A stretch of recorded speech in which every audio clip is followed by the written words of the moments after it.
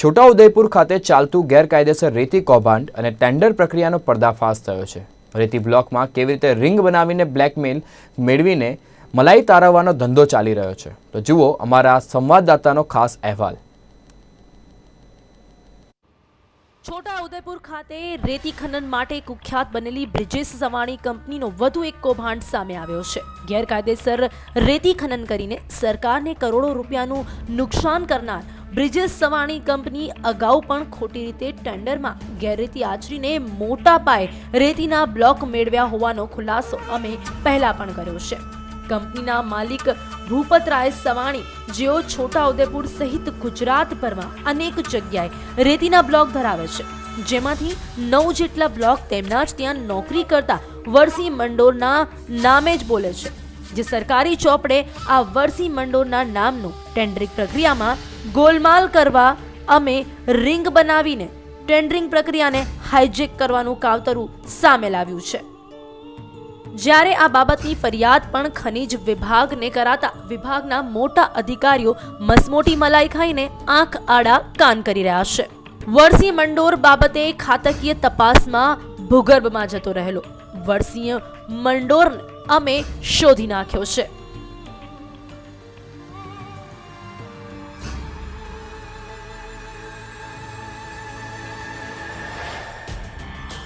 અને તેની સાથેની વાતચીતમાં દૂધનું દૂધ પાણીનું પાણી કરી નાખ્યું છે।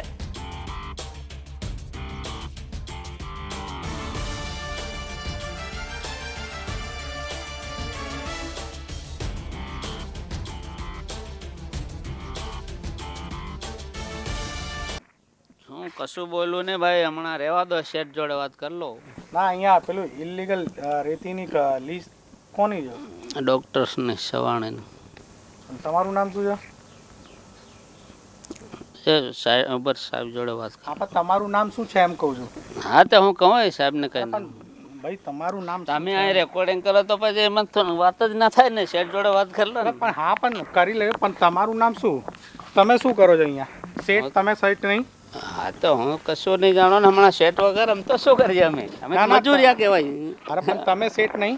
ના, શેઠ શેઠ નથી ભાઈ, મેં કીધું ને। અરે હા, પણ ઊભા તો પણ વાતો સેટ નહીં તો પછી તમને ક્યાં બોલવાની જરૂર છે? તમે કહો ને કે ભાઈ સેટ નહીં, તમારું શું નામ છે, તમે શું કરો છો, તમારું નામ શું છે? નામ એને કે કશું નથી ભાઈ, અમે આ મજૂરિયા કહેવાય। મજૂરિયા છો તમે? તમારા નામે 9 બ્લોક છે ને? 9 બ્લોક છે તમારા નામે લીઝના રેતીના। કઈ બાજુ? તમને ખબર નહીં? તમારું નામ વરસિંગ છે? હા, વર્ષ। હે? તો તમારા નામે 9 બ્લોક બોલાય છે, તમને ખબર છે? તમારા નામે 9 બ્લોક છે, તમે કહો હું મજૂરીઓ છું, અહીંયા નોકરી કરું છું એવું કહો છો, તો તમને ખબર તમારા નામે 9 બ્લોક બોલાય છે? કોને કહ્યું? હે? કીધું નથી? બ્લોક નથી તમારે? હશે, પણ હવે શેઠને પૂછવું પડે ને ભાઈ। અચ્છા, તમને નથી ખબર? ના ના, તમને ખબર નથી? તો બ્લોક ભરે છે કોણ? એટલે ટેન્ડરની પ્રક્રિયા થઈ હોય, સરકારી ફોર્મ ભર્યા હોય, પૈસા ભર્યા હોય, બીટ થઈ હોય, એ કોણ? તમને ખબર નહીં તો? આગળ તો હતું અમારે નામે 2 છે ટેન્ડર। 2 છે? હા, 2 થી વધારે નહીં? હવે પૂછવું પડે શેઠને ભાઈ। અચ્છા, સેટ તમારા નામે ભરે છે? પાર્ટનરમાં છે। પાર્ટનરમાં છો? ક્યાં ક્યાં છે તમારું? આપણે હજી પૂછવા દો તો ખબર પડે ને યાર। ખબર જ નહીં? ના, તમે કહો છો કે હું પાર્ટનર છું વરસિંગભાઈ, તમે એક જગ્યાએ પોલીસ સ્ટેશનમાં એફિડેવિટ આપ્યું છે કે તમે નોકરી કરો છો 15,000 રૂપિયાની, તો સોગંદનામું ખોટું રજૂ કર્યું છે એટલું કહો। એ તો સાચું જ છે ને।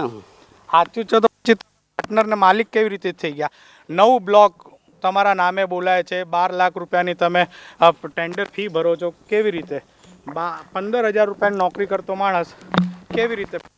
જો આ જે ખનીજ જે વિભાગ છે એમાં બ્લોકને લઈને કેવી ગોલમાલ ચાલે છે, સરકારને કેવી રીતે ગુમરાહ કરવામાં આવે છે, એનું આ તાદ્રશ્ય ઉદાહરણ છે। આ છે વરસિંહ મંડોર નામનો શખ્સ, જેના નામે બ્રિજેશ એન્ટરપ્રાઇઝ નામની કંપની, જે પોતે એને કામગાર તરીકે, મજદૂર તરીકે રાખે છે, અને એના જ નામે 1 થી વધારે ટોટલ 9 બ્લોક ફાળવવામાં આવ્યા છે, અને એને ખબર નથી કેવી રીતે ગોલમાલ થાય છે, બ્રિજેશ એન્ટરપ્રાઇઝના નામે એ આપણે એમનેથી જાણવા પ્રયત્ન કરી રહ્યા છે, પણ એ કોઈ પણ રીતનો જવાબ સંતોષકારક આપી શકતા નથી. સોગંદનામું કર્યું હતું તમે પોલીસ સ્ટેશનમાં જે આપ્યું હતું કે હું નોકરી કરું છું, એ ખોટું છે? એ તો હવે ફરિયાદ થયેલી, અમારે ઝઘડો થયેલો એ વખતની વાત ને ભાઈ. હા, એટલે ખોટું છે સોગંદનામું? ખોટું કર્યું ને તમે? ના ના છોકરા, તો એમાં તમે ખોટું સોગંદનામું કર્યું. તમે કીધું નોકરી કરું છું. હા તો નોકરી જ એમ જ કરી દેલા ને તેમાં. તો નોકરી કરતો માણસ નવ લીઝનો માલિક કેવી રીતે બની શકે? કોને ક્યાંથી આવ્યા તમારી પાસે પૈસા? ના નહીં નહીં, એ ખોટી વાત. શું ખોટી વાત? ખોટી વાત એ. એટલે શું ખોટી વાત છે? સોગંદનામાની ખોટી વાત કે લીઝ નથી તમારી પાસે એની ખોટી વાત? અત્યારે તો હું અહીં નોકરી કરું છે, લીજ ને અત્યારે આપણે નામે નથી. તમારા નામે નથી? ના, આ લીજ અત્યારે આપણે નામે નથી. આની નવું લીઝ જે છોટા ઉદેપુરમાં છે એ આજે અમને ખબર નથી ભાઈ, આ પૂછવું પણ. હા એટલે જ. એટલે કોણ ભરે છે? તો આ બધું કોણ કરે છે તમારા નામે? એ તો આ શેટન પૂછવું પડે ને ભાઈ. એટલે સેટ કરે છે તમારા નામે? હા, શેટન પૂછવું પડે. એટલે સેટ કરે છે એમ કહી દો. એટલે હા તો શેટ ઉપર જ ને, આ શેટ ને અમારે મળવું પડે ને, અમને થોડી ખબર. સેટ કરે છે તમારા નામથી? હા તો આપણે શેટ જ પૂછવું પડે. સહી તમે નથી કરતા? છે સહી નથી કરતા? તમારા બેંકમાંથી વ્યવહાર થાય છે તો તમને ખબર નહીં? કોણ સહી કરે છે ફોર્મમાં? કોણ બીડ ભરે છે? એ શેટન પૂછવું પડે ભાઈ. ફરી એકવાર સાંભળો 9 બ્લોક જેણે ભર્યા છે તેના મોડે જ કે સત્ય હકીકત શું છે. તો બ્લોક ભરે છે કોણ? એટલે ટેન્ડરની પ્રક્રિયા થઈ હોય, સરકારી ફોર્મ ભર્યા હોય, પૈસા ભર્યા હોય, બીટ થઈ હોય, એ કોણ? તમને ખબર નહીં તો? આગળ તો હતું અમારે નામે 2 જ છે ટેન્ડર. 2 છે? હા, 2 થી વધારે નહીં.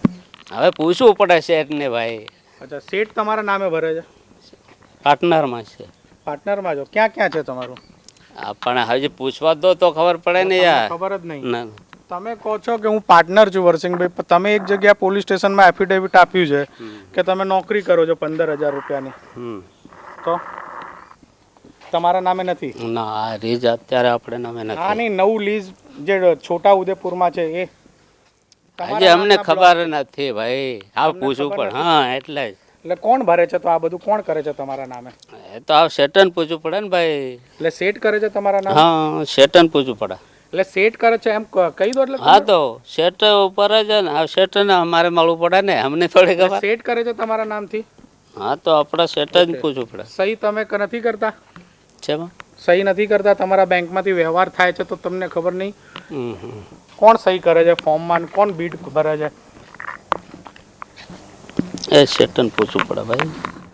આ મંડોરસિંહની વાતો જ બતાવે છે કે ટેન્ડર પ્રક્રિયાને કેવી રીતે હાઈજેક કરાવાઈ છે. રિંગ બનાવીને ભરેલા ટેન્ડરો કેવી રીતે આંચકી લેવાય છે. મૂળ 9 બ્લોકના માલિક મંડોર જ જે સરકારી ચોપડે બ્લોકનો માલિક છે, પણ તેને જ ખબર નથી કે તેના કેટલા બ્લોક છે અને ક્યાં છે, અને તેના મોઢે જ તેને કબૂલ્યું પણ છે. તેના અસલ માલિક તો તે પોતે નહીં પણ ભૂપતરાય સવાણી છે. તે તો ફક્ત નોકરી કરે છે.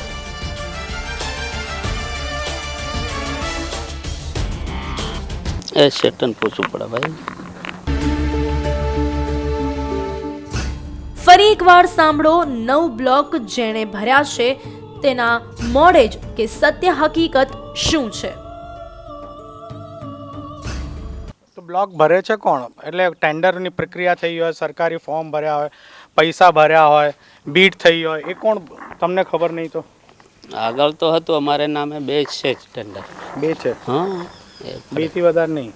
હવે પૂછવું પડે શેઠ ને ભાઈ. અચ્છા, સેટ તમારા નામે ભરે છે? પાર્ટનરમાં છે. પાર્ટનરમાં છો? ક્યાં ક્યાં છે તમારું?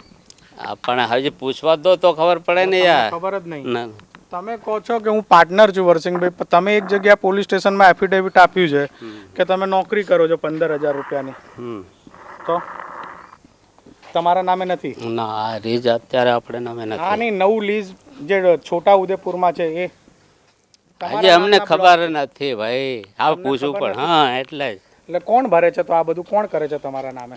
એ તો આ શેટન પૂછવું પડે ને ભાઈ. એટલે સેટ કરે છે તમારા નામે? હા, શેટન પૂછવું પડે. એટલે સેટ કરે છે એમ કહી દો. એટલે હા તો શેટ ઉપર જ ને, આ શેટ ને અમારે મળવું પડે ને, અમને થોડી ખબર. સેટ કરે છે તમારા નામથી?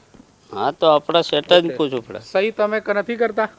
છે સહી નથી કરતા, તમારા બેંકમાંથી વ્યવહાર થાય છે તો તમને ખબર નહીં? હમ, હમ. કોણ સહી કરે છે ફોર્મમાં, કોણ બીડ ભરે છે? એ શેઠને પૂછવું પડે ભાઈ. પારદર્શિતાની માંગ પુકારતું આ ખાણ ખનીજ વિભાગ જ સરકારમાં કેટલી લોલમપોલ ચાલી રહી છે તે સ્પષ્ટ કરે છે. અહીંયા પ્રશ્ન એ થાય છે કે સવાણી કંપની વિરુદ્ધ ફરિયાદો અને ઘટસ્ફોટ બાદ પણ કેમ સરકારી તંત્રનું પેટનું પાણી હલતું નથી? કેમ સવાણીને છાવરવામાં આવી રહ્યું છે? કોણ છે સવાણીનો ગોડફાધર? જોવાનું હવે એ રહે છે કે તંત્ર ક્યારે જાગે છે અને ક્યારે એક્શન મોડમાં આવશે. હિતેન્દ્રસિંહ રાજપૂત, કેમેરામેન ચંદ્રકાંત વોરા.